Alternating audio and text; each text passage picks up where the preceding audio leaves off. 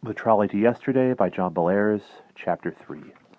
For a long time, Johnny, Fergie, and the professor stood looking out the window of the stone building they were in.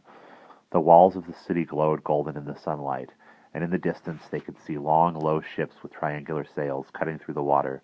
The city was a long way away, but Johnny thought he could see people moving back and forth on top of the walls. "What is this place that we're in now, Professor?" he asked at last. "Is it a fort or something like that?" "Sort of," said the professor. "We're in Leander's Tower, which stands on a little spit of land on the Hellespont, the narrow body of water that runs between the Black Sea, which is north from here, and the Sea of Marmara, which is below us. Leander was a half-witted Greek athlete who tried to swim the Hellespont so he could visit his sweetie, and he got drowned for his troubles. As you have probably guessed, that is Constantinople in the distance. At one time, Constantinople was the capital of the great Byzantine Empire, but for centuries the enemies of Byzantium have been chipping away at the empire, conquering bits and pieces, till now there isn't much left except the city you're looking at. The Turks have taken away just about everything that the Byzantine emperors once ruled. But are they satisfied? Not by a long shot. They want Constantinople, and they are going to fight hard to get it." The professor paused and gazed sadly out the window. "For the time being, we're here on March 30th, 1453, he went on, so the city is secure. But later, a great Turkish army will arrive outside the walls, and they will bring with them a huge cannon that will batter at the ancient crumbling stones until the soldiers of the Turkish Sultan can pour into the city and kill and loot to their heart's content." The professor paused again. The back of his neck was getting red, and he was breathing heavily. It was obvious he was really getting worked up. "There will be a great slaughter in the city," he went on in a choked and emotional voice. "But the worst thing will happen in that great domed church that you see over there. On the evening of May 28th, hundreds of people will crowd into the Church of the Holy Wisdom, hoping that God will protect them from the enemy. There is a legend that says an angel of light will come down into the church and blind the foes and drive them away." The professor's lips curled in a bitter, sarcastic frown. "Silly people!" he said. "They're silly to think that an angel would protect them from a brutal enemy. No angel came, and the Turks battered down the bronze doors of the church and murdered a lot of people. The rest were taken away to be sold as slaves." The professor bowed his head. Tears were streaming down his face. He was biting his lip angrily. Finally, he pulled himself together. He closed his eyes, clenched his fists, and grimaced. There was a long pause, and Fergie and Johnny looked anxiously at each other.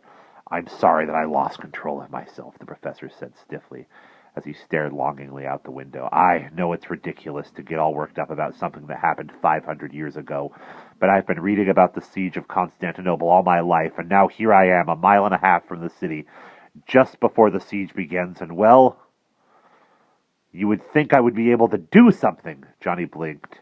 "Do something like what?" A light had dawned in Fergie's eyes. He grinned wickedly. "Hey, you know what you could do, Prof?" he said gleefully. "You could get a machine gun and get up on those walls over there, and when those crummy Turks go charging in, you could mow 'em down. Boy, would they ever be surprised." The professor eyed Fergie coldly. "I might have known that you would come up with a clever idea like that," he growled. "But I am not going to become a murderer. There has to be some other way." Fergie looked disgusted. "Like what?" he said. "I don't know," said the professor in a low voice, "but by God, I'm going to find a way. You just see if I don't." There was another long silence. Johnny leaned out a window. He could feel the rough sill under his hands, and he could smell the brackish sea air. He could see the shining walled city that looked so beautiful and dreamlike in the afternoon light. Johnny felt a sudden surge of hope in his heart. Maybe the professor could do something. Maybe he could change the course of history and drive away the Turkish army that would soon be outside the gates of Constantinople. But then Johnny was filled with despair. If the professor could not use modern weapons of destruction, how could he defeat the Turks? He couldn't chase them away with a broom or with Halloween masks, could he? But maybe... The professor's voice interrupted Johnny's thoughts. "Come on, boys," he said as he pulled the pipe tamper out of his jacket pocket. "We had better be getting back to Dunstan Heights in the middle of the 20th century. Your grandmother will be looking for you, John, and I'm sure Byron has homework to do. Come along." As he followed Johnny and the old man back through the magic door, Fergie thought of something. "Prof," he asked, "I hate to be a pest, but, well, wouldn't the local people think it was kind of weird if they looked up and saw a trolley car hanging outside one of the second-floor windows of their tower? The professor chuckled. "It would be something to stare at, wouldn't it?" he said as he sat down in front of the trolley's control panel. "However, as strange as it may seem, the car is invisible. It's invisible because it's not really here. Not in the normal sense of the word. It's hanging between dimensions, with its motor idling, waiting to go backward or forward in time. Now take your seats and grab hold of something. The Dunstan Heights rocket is about to make a return trip." Johnny and Fergie grabbed their seats, the professor twiddled with the dials and levers, and the trolley took off in a clumpy, clattering, bone-jarring ride.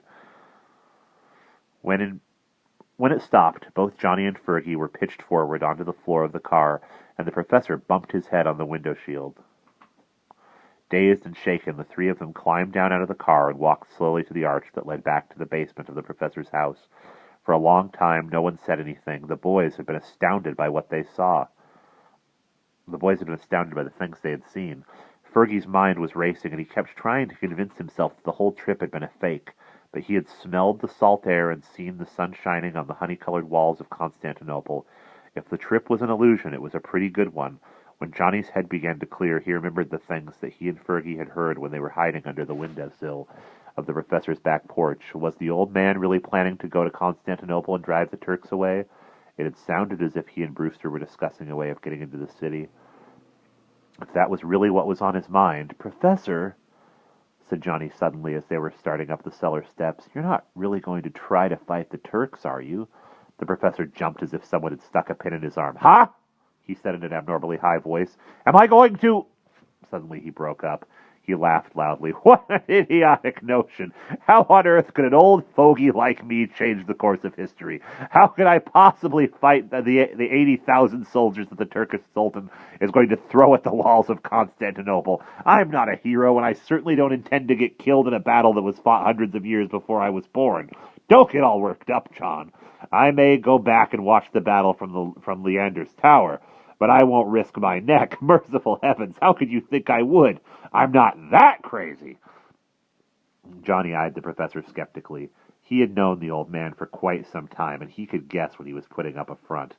Johnny could very well call the professor a liar, so he just nodded and smiled. But in his heart he was alarmed, and he wondered what he could do to stop Professor Childermass if he decided to become some crazy kind of hero. When they got back upstairs to the kitchen, Johnny and Fergie were surprised to see that Brewster was gone. The professor did not seem concerned. He merely yawned. "I wouldn't worry if I were you," he said in a bored tone. "He's gone off to outer space or inner space or somewhere, but he'll be back eventually. As for me, I'm going to bed in a few minutes. But I can offer you boys some cocoa before you leave. How about it?" Johnny and Fergie agreed, and they sat around and chatted while the professor heated up some water on the stove. After drinking the cocoa, the boys left. They both felt a bit dazed, but they were happy about the wild experience they had had and anxious to try it again sometime soon. But Johnny was still worried about the professor. And that's the end of Chapter 3.